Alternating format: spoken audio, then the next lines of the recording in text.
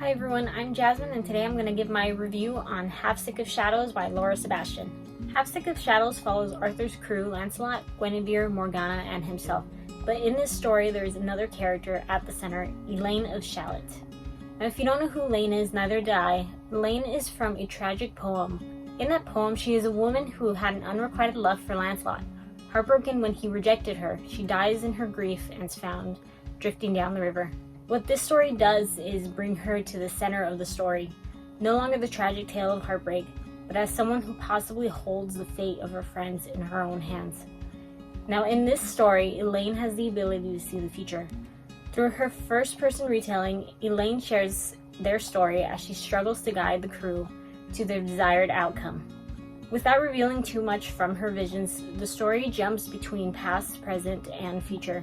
There are no timestamps, but Sebastian does change tenses, depending on what she's sharing. So past tense for flashbacks, present tense for their current journey, and future for any visions that she shares that are constantly changing. Now, I thought the three tenses made it very easy to follow along, but it is something that you need to pay attention to, otherwise you might end up confused.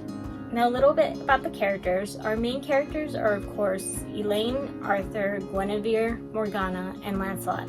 I want to share a little bit about their personalities as well as who I was picturing when I was reading. Elaine is a troubled, timid, and sweet girl, but she's a bit of a blank space due to the first-person narrative. Since her role is primarily about her burdens, there aren't a ton of details about her appearance, and anything I learned about her personality was hints from her actions and thoughts. I felt like her interactions between her and Morgana and Guinevere really helped me complete the picture of her in my head. I ended up picturing Rose Leslie as her. Our next character is Arthur. Now this story takes place mostly before Arthur is king, as they make their journey to Camelot. Arthur was kind and compassionate. He's a bookish character who is loyal to his friends, although Elaine's visions do show how that can change. He's a kind of person who has to shoulder the burden of the crown. I almost immediately saw Sam Claflin as this version of Arthur. Guinevere is of course Arthur's love interest. I only learned about Arthurian legend in high school when I was 15, but she was only mentioned to us as Arthur's love, who has an affair with Lancelot. But it's been a while, so I don't really remember much. It was interesting seeing her in this new light thanks to Laura Sebastian. Gwen was fierce. She was this fearless character, and unfortunately she was also fickle and a wild card that Elaine worries about constantly. The more I learned about her, the more her personality took shape, and it led to this clear picture of Jenna Coleman for me. Morgana the Enchantress. Morgana is someone who we didn't really cover much of in school. In this story, she's bold and witty. She's powerful and therefore someone you would expect to be strong, but in reality, she's very fragile. She's a very sympathetic character. I never watched the BBC show Merlin, but I've seen Kate McGrath in other roles, and I feel like she's the only one I can see as Morgana. Finally, there's Lancelot, Arthur's most trusted knight, who in the fiction tales that I learned about betrays Arthur when he has an affair with Guinevere. He of course is brave, strong, and witty. Laura Sebastian takes his role in Elaine's poem as her unrequited love and changes him to a more involved love interest.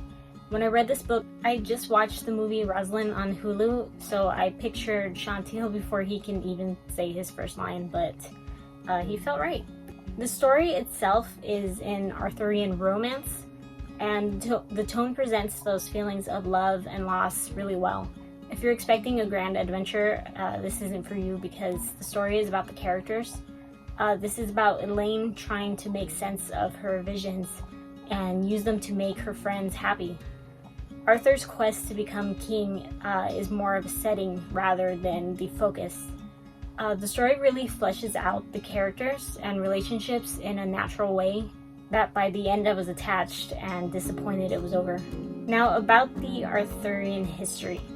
Perhaps because she spent so much time on the characters and the timeline, there were inaccuracies. Typically Arthurian stories are during the Dark Ages in the 5th and 6th century, but there were things that didn't exist during this time. There is a duel that is a big part of the story. I'm not sure when duels began, but I can't recall duels ever being mentioned in Arthurian legend, but I may be wrong about that one. Corsets are mentioned often, but they weren't invented until the 19th century, long after the Dark Ages. Tea is also mentioned often when they're having tea time or just trying to relax, but that I know for a fact wasn't introduced to England until the 1600s.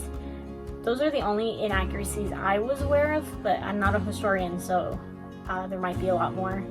It was clear that the legends were well researched, but not the time period. So basically, if you're a romantic, this book is for you. If you're a historian and can't get past the inaccuracies like this, then I would steer clear.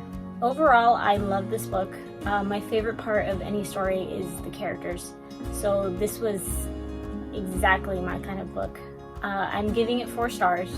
Now, my star rating has nothing to do with me judging the quality of writing, but is entirely based on my own experience.